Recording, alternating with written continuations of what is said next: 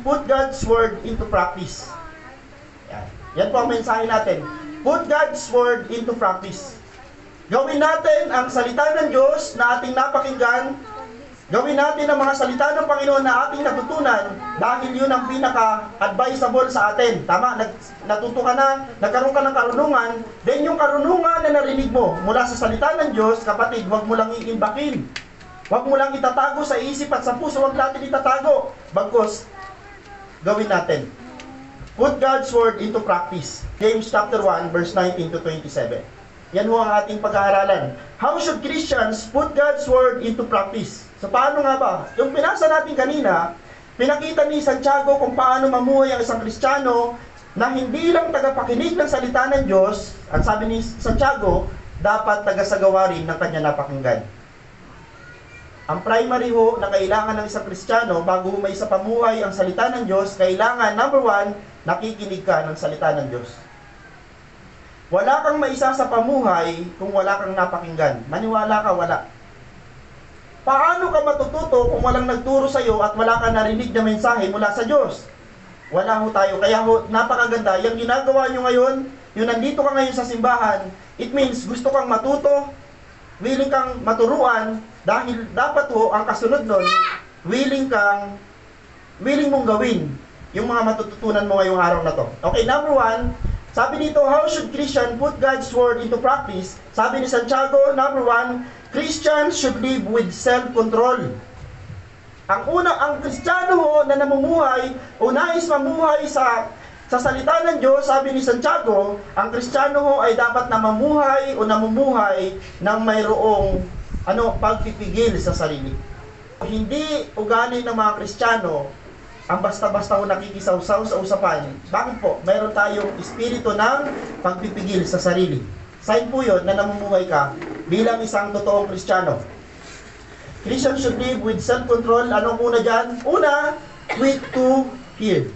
Kailangan sa mga Kristiyano, dapat daw tayong mga Kristiyano ay mabilis tayong makinig. Sino dito mabilis makinig? Pag mayroong mga taong lalapit sa iyo, mabilis ka bang makinig? O pangalawa, baka ito mabilis ka? Okay? Sabi ng Biblia, ang mga Kristiyano daw po ay dapat mamuhay na mayroong pagpipigil sa sarili at number 1 na kailangan niyang gawin, mabilis siyang makinig, mabagal siyang magsalita. Hindi agad-agad siya nagsasalita. At ang pinakalas na sabi dito ay hindi siya mabilis magalit. Ito ang problema. Tutukan natin yung dulo. So sa mga tunay na Kristiyano na namumuhay sa panahon natin ngayon, ang sabi ng Biblia, dapat ikaw ay may self-control. Pag nakarinig ka ng isang bagay, pag nakakita ka ng isang bagay na taliwas sa paniniwala mo, kapatid, mabilis ka dapat makinig. Dahan-dahan ka dapat sa pagsasalita at dahan-dahan ka para magalit. Lalo na sa panahon natin ngayon, pag hindi ka nagkaroon ng self-control, wala kang pagpipigil sa sarili, sa dami na ngayon ng mga nangyayari sa sanlibutan. Sino dito may naranasan na mag-bash? Meron nanay? Oh. Pag nagpo-post ka ng mga Christian na quotation, akala mo lahat dyan nakalalike, may mag-i-angry dyan. May basher dyan na lalabas at ang pinakamasakit, ang magiging basher mo dyan ay kapatiran. Kapatiran na tinamaan. May mga kapatiran pala tatamaan ng post mo. Samantalang ang post mo naman ay hindi mo magpatama, kundi ano ba dapat? Mag-share. Pero ang iba iba. Ang basa nila doon, patama to sa akin, patama to sa amin, patama to sa kung sino-sino man, hindi po. Ngayon, siyempre, sagutin nun tayo. Kung talaga nagpapatama tayo, yari tayo kay Lord. Pero kung ang plano natin, ang motibo natin ay plain, maayos ang motibo, bahala sila doon. Labas na mo tayo doon, mga kapatid. Ang trabaho natin magbahagi ng salita ng Diyos, hindi natin trabaho na magbago ng buhay ng tao. Anong trabaho natin? Mag-share. Pastor, pagod na ako mag-share. Bakit ka napagod? Kasi baka may motibo ka. Baka mayroong kang ang tawag dito. Kada post mo, baka may hinahabol kang like. Mayroon kang maximum o minimum na dapat may mga mag-aagit sa'yo. Wag ho, kalimutan nyo na yon. Pag may tumingin lang doon, panalo ka na. Kasi ang motibo mo, may matouch, may maabot, at may makapanood ng video, kahit mag-like o dislike, panalo ka na doon. Basta alam mo ho, nandala-dala mo yung salita ng Panginoon. So ang kailangan ho sa isang Kristiyano, marunong magpigil sa sarili. Ito ho, ang unang bungad po sa atin yan, lahat po ba dito marunong na magpigil? Hindi pa. At tinuturuan tayo sa pagpipigil ho, kailangan mabilis ka makinig, mabagal ka magsalita, at mabagal o mahina o hindi ka agad nagagalit. Huwag na huwag ka agad magagalit. Ito, pinapractice ko araw-araw. Sa anak at asawa ko, kailangan practicein araw-araw. Pag hindi ka nagtagumpay sa loob ng bahay, lalabas ka na mas maraming mga pagsubok. Alin po ba ang mas matinding pagsubok? Sa labas o sa loob ng bahay?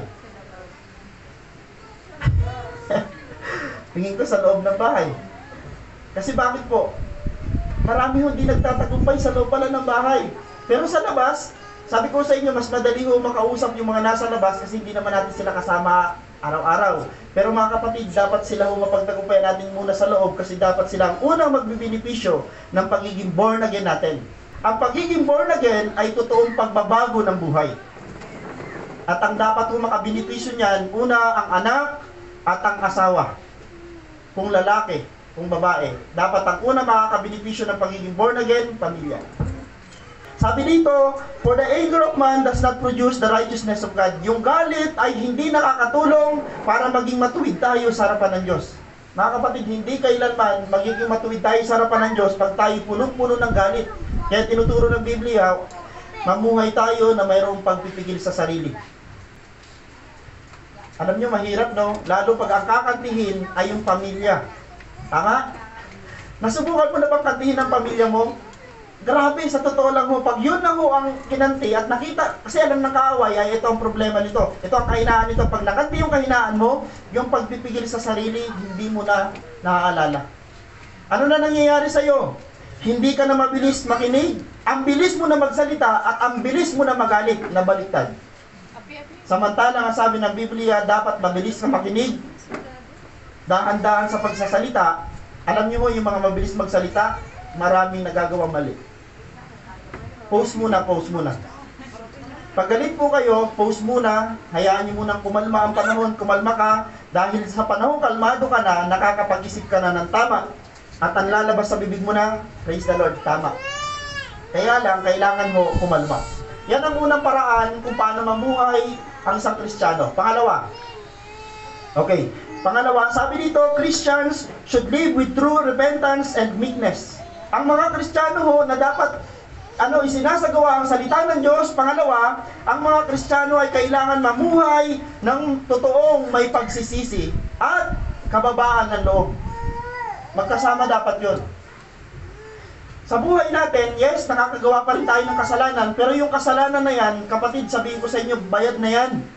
Binayaran na yan ng Panginoon, pero bakit, pastor, nagkakasala pa rin tayo? Tandaan nyo, andito pa rin tayo sa mundo ng makasalanan. Ang tawag dito sa English ng salitang makasalanan ay fallen world. Nung nagkasala sa Eva at Adan, ang sanlibutan mo ay naging makasalanan, at nung tayo na born again, hindi tayo pa rin naalis sa sanlibutan. Andito pa rin tayo sa sanlibutan, makasalanan pa rin yung mundong ginagalawa natin. Kaya may tendency pa rin tayo magkasala, pero good thing, yung kasalanan na meron ka o magagawa mo pa, bayad na yan ng Diyos. Dahil bakit po? Wala ng Jesus Christ na babalik siya sa libutan para uling mapako para sa mga susunod nating kasalanan na gagawin. Wala na ho. Kaya binayaran na ni Jesus ang ating kasalanan, past, present, and future, pero huwag naman sana natin gawin siyang dahilan para magkasala na magkasala dahil bayad na pala. Diba? Mali unawa yun. Ay, bayad na pala lahat kong kasalanan, di gagawa na lang ako ng gagawa. Hindi po yun ugali ng totoong Kristiyano. Ang tunay na Kristiyano, nalaman niyang binayaran ng kanyang napakalaking utang, ang papasok sa ating puso, hiya. At pagpapasalamat sa Panginoon na magsasabi, Lord, napakatindi ng pag-ibig mo sa akin. Sino ba ako? Hindi ako karapat-dapat sa pagmamahal mo, pero binigay mo pa rin yung pag-ibig na hindi karapat-dapat sa akin. Ang tawag doon, grasya. Alam niyo, sa totoo lang, hindi tayo karapat-dapat sa biyaya ng Panginoon. Pero dahil nga sabi ng Biblia, ang salitang grasya ay hindi ka karapat-dapat, ginawa kang karapat-dapat. Ang tawag doon, grasya. Yan, hindi siya basta mercy. Hindi ito basta awa. Yung grace ho, unmerited favor. Hindi mo to trinabaho to ng Diyos para sa iyo. Ang tawag dyan natin sa mas mababaw na salita ay regalo. Ang regalo po ba pinagtrabahuan? Hindi. Regalo. Hindi mo siya pinagtrabahuan. Okay, paano ho ba ang salitang repentance? Yung isang definition ng salitang repentance ay ito po. Talikuran na ninyo ang inyong maruruming gawa. Ang pagsisisi ay hindi mo pagsabi ng sorry. Patawarin mo ako, sorry. Yan na ba repentance? Hindi po. Pag sinabi yung repentance, ito ho ay totaling pagtalikod sa kasalanan. Lord, patawarin mo ako. Ang kasunod dapat nun, hindi na yun ang gagawin mo paulit-ulit na kasalanan. Bagko sasabihin mo, Lord, patawarin mo ako. Yung kasalanan na ginawa mo, tatalikuran mo na yun. Ang tawag doon, pagsisisi. Yun ang tunay na repentance. Maraming mga tao araw-araw nagsisisi sa Panginoon, which is tamang gawin. Pero ang problema, hindi niya kaya hong takasan, hindi niya kaya hong ayusin yung sarili niya, yun at yung pa rin ang kasalanan ginagawa niya, then yung pagsisisi, wala doon. Mahirap po ang salitang pagsisisi kung lagi lang lumalabas sa bibig. Dahil ang tunay na pagsisisi ho, ito, condition niya ng puso. The moment na tinalikuran mo na ang kasalanan, Lord, hindi ko na to babalikan, hindi ko na to kailanman mo babalikan, at Lord, hindi ko to kaya kung di mo ako tutulungan. Tandaan nyo ha, tao pa rin tayo na nandito sa sanlibutan, may mga time. Sa moment na tayo na lang mag-isa, hindi natin ho alam kung ano ho ang kayang gawin ng kaaway dahil ho nakikita nyo ang kahinaan natin. Okay, alisin ang masasamang asal. Okay, yung salitang repentance ho ay pag-aalis ng mga bagay na masama at kasama mo doon yung masasamang asal. So ito ho, address ni Santiago dito sa lugar nila. Nakikita ni Santiago na ang mga ugali dito ng mga Kristiyano ay hindi ho magaganda.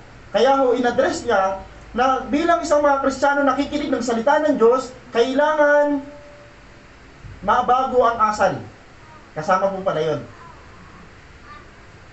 Pasensya na po wala akong papatamaan Hindi ho mali na mag-post tayo ng salita ng Diyos, maglagay ng mga salita ng Diyos kung saan-saan, pero kumusta yung ugali?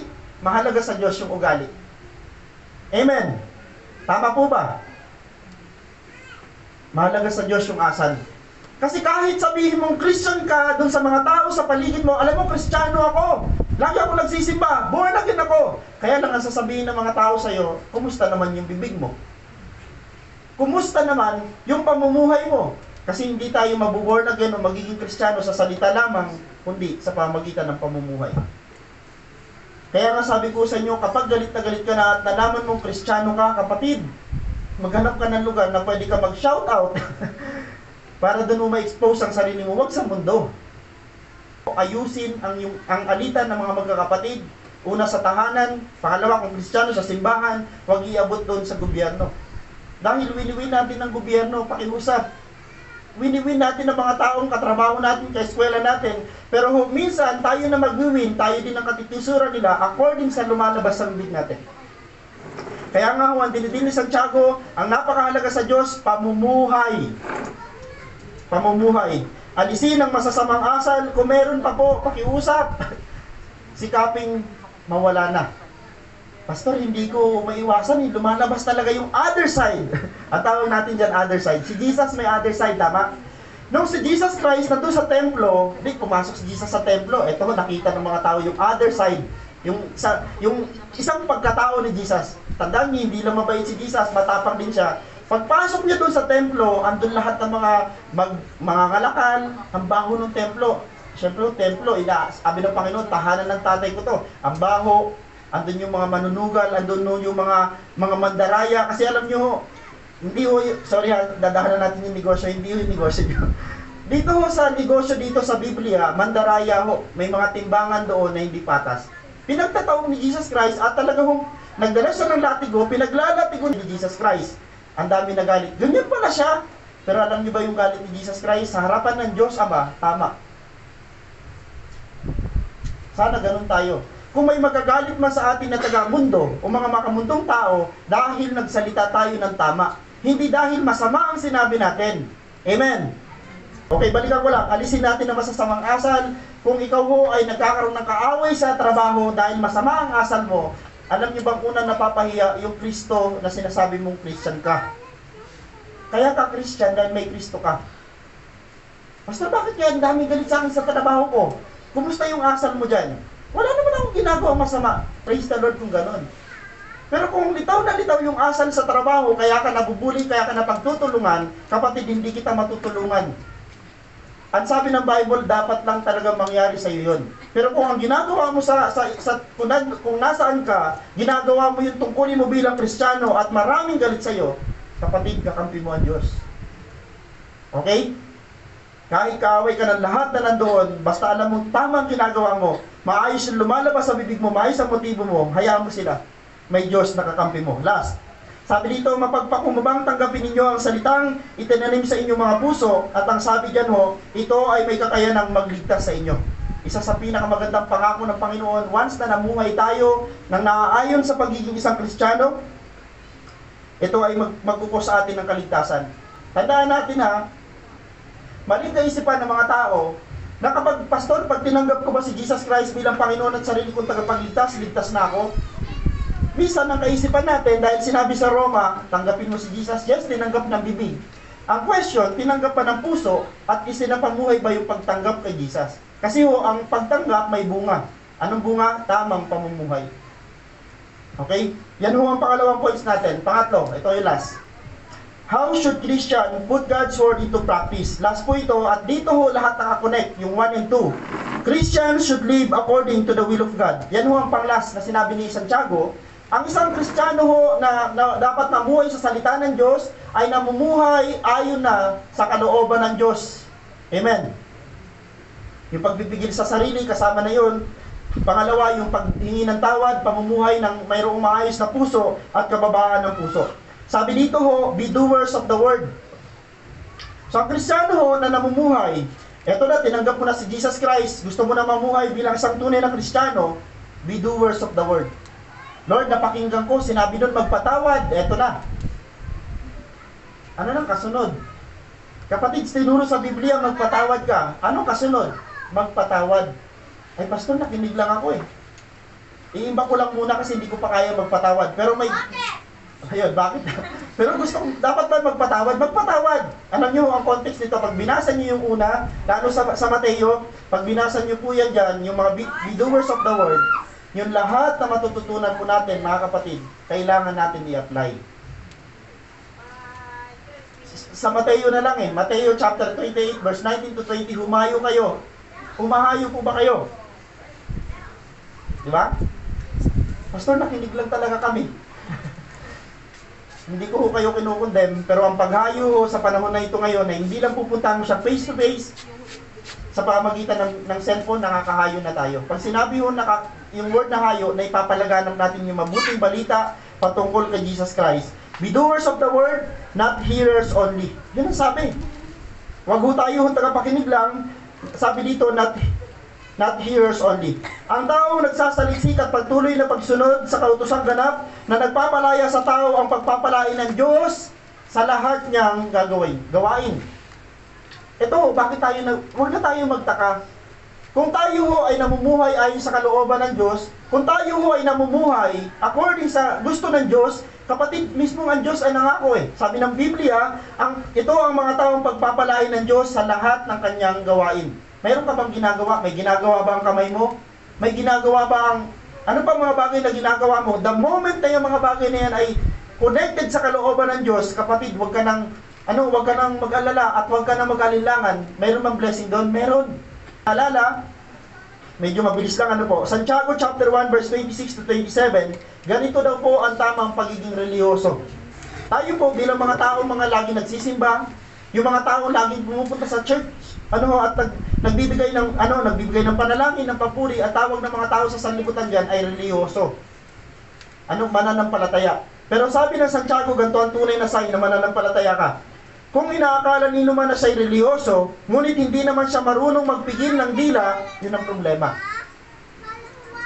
Kaya nga sabi ko sa inyo, hindi ho pwede sabihin natin, Christian ako, born again Christian ako, pero may something sa ating buhay na hindi natin kayang pigilin, wala tayong pagpipigil sa sarili. Ang question agad ng mundo, hindi ka totoong Kristiyano. Totoo ka bang Kristiyano o talagang baka hindi ka totoo? Sabi niya, dinadaya lamang niya ang kanyang sarili, walang kapuluhan ng kanyang pagiging reliyoso. Ayan, ito ang sabi. Ang relihiyon na dalisay at walang dungi sa harap ng ating Diyos at Ama ay ito. Una, pagtulong sa mga ulila. Pamumuhay ang tawag dyan. Tama? Sa pamumuhay, hindi lang gumagana ang bibig. Sa pamumuhay, gumagana yung pagkilos. Okay? Ano yun? Magkabuuan. Pagtulong sa mga ulila at sa mga byuda sa kanilang kahirapan. At pag-iingat sa sarili upang huwag mahawa sa kasamaan ng mundong ito. Yun daw ang tunay na pagiging isang reliyoso. Ibig sabihin, yun yung tamang relihiyon.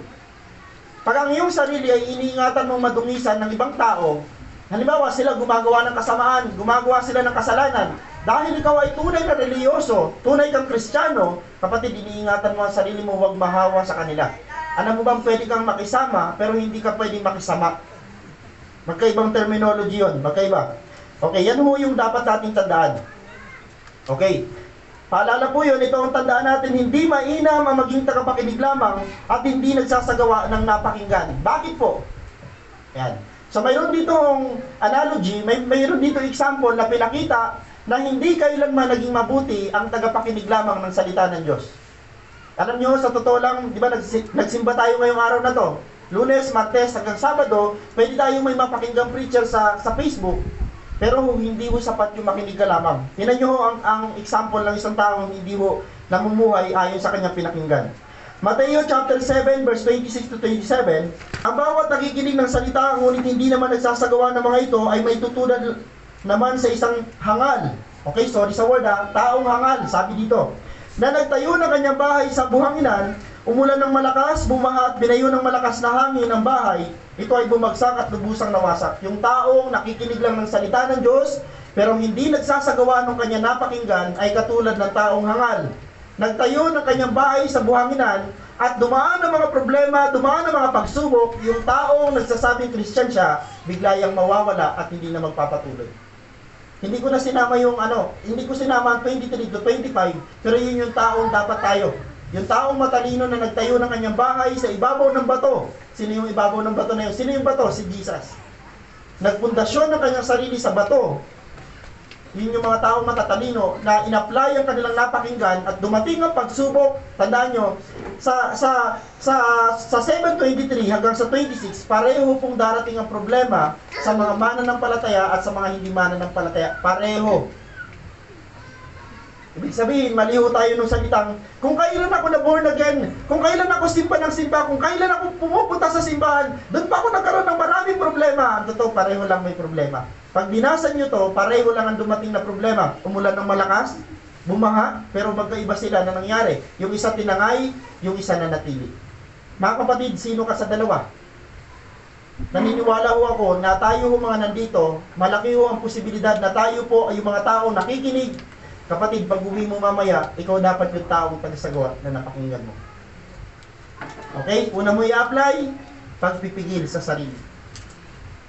Mamaya, susubukin ka agad ng kaaway. Pag uwi mo, nandun yung asawa mo. Pag uwi mo, nandun ang anak mo, na hindi ka alam na ng kaaway kung paano gagawin.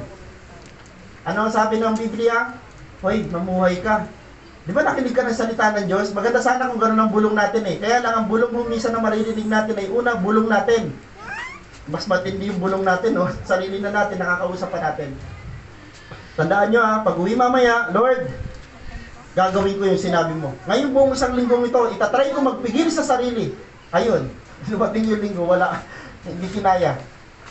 Balikan ko lang, humingi ka ng tulong sa Diyos. Dahil kung ikaw lang, hindi natin kaya. May isa pang verse. Santiago chapter 1 verse 22, mamuhay kayo ayon sa salita ng Diyos. Kung ito'y pinakikinggan lamang ninyo, ngunit hindi sinasagawa, dinadaya ninyo ang inyong sarili. Anong katulad daw niyan? Pumarap sa salamin, pagtalikod, nalimutan niya yung kanyang ayos. Ang isa sa hindi ko makakalimutan, pag umaalis ako ng bahay, Kristiyano ako. Okay? Huwag mo kakalimutan, pag magdadrive ka, pupunta ka sa school, pupunta ka sa trabaho, Kristiyano ka. Pastor, pag linggo lang ako Kristiyano. Huwag sanang ganun ha. Pag nandito ka lang sa church ka, Kristiyano, kaya ka pala pag Sunday, ang bait mo, hindi ka nagmumura, hindi ka nagagalit. Kasi pastor, sa Sunday, Kristiyano ako. Ano ka, pag linggo, Sabado, Lunes hanggang Sabado, ano ka? Hindi ako Christian. Hindi mo may apply yung mga message na to kasi pang Christian ang mensahe na to. Balikan ko lang, susunod do, Lunes hanggang Sabado, Kristiyano ka. At Christian tayo habang buhay. Amen. Hamon. Isagawa natin ang mga salita ng ating Panginoon Diyos na napapakinggan natin. Yan yung pinakalas na hamon. Ano yung sabi sa unang point? Mamuhay tayo na may pagpipigil sa sarili. Mamuhay tayo na may pagpipigil sa sarili. Alam niyo, sa totoo lang, tayo ho, mga Kristiyano, kailangan natin ng isa't isa na magpapaalala sa atin dahil tayo, madalas tayo makalimot. Tama? Paglabas mo ka lang hindi mo na alam ang verse. Ano ang verse na pinag-aaralan? Tignan mo, hindi nyo na po alam, andito pa lang kayo. Paano pa paglabas? Ganyan ho katindi ang pagsubok ng isang Kristiyano bilang namumuhay sa mundong ito. Mahina ho ang memorya na meron tayo. Kaya ho may mga nagdo-notes, yung mga nagdo-notes, praise the Lord, kasi pwede makalimutan nila, pero ho pwede ho i-recall sa kanila the moment na maalala nila doon sa notes nila. Pangalawa, talikuran na natin ang ating maruruming gawa kung meron pa po. Kung meron pa po tayong mga bagay na ginagawa ng palihim, alam nyo ba yung mga bagay na mga ginagawa natin ng lihim, magkukosyon sa atin para hindi tugunin ng Diyos ang ating mga panalangin at hindi mangyari yung desire mo. Kung meron ka pa rin lihim na mga ginagawa na hindi maganda. Pastor, hindi ko kaya yan pagtagumpayan. Okay? Biblically speaking, kailangan mong pagtagumpayan. Mga kapatid, balikan ko lang ha. Talikuran natin kung meron tayong marunuming gawa na ginagawa pa, kasama ko o kasama tayong lahat, alisin na natin ang masasamang asal na meron pa tayo. Kung meron pa. Pastor, talagang kilala mo lang ako, ganun din ako sa inyo, pero alam nyo, sana yung mga other side na yan, huwag natin i-expose sa mundo.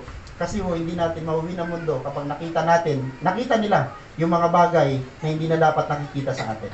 Mamuhay tayo ayon sa salita ng Diyos na ating napakinggan. Diyan tayo magtatapos. At yan ang gusto kong i-highlight dyan. Uuwi tayo ng kanilang bahay natin. Huwag ninyong kakalimutan na Kristiyano kayo, hindi lang ngayong araw na to. Huwag niyong kakalimutan na ang habilin sa atin ngayong linggong ito ay mamuhay na mayroong pagpipigil sa sarili, mamuhay na may totoong pagsisisi, at last, mamuhay na naka-align ng ating mga sarili sa kalooban ng Diyos. Pag ang isang bagay ay hindi kalooban ng Diyos, huwag mo nang ipilit dahil ikaw lang ang masasaktan.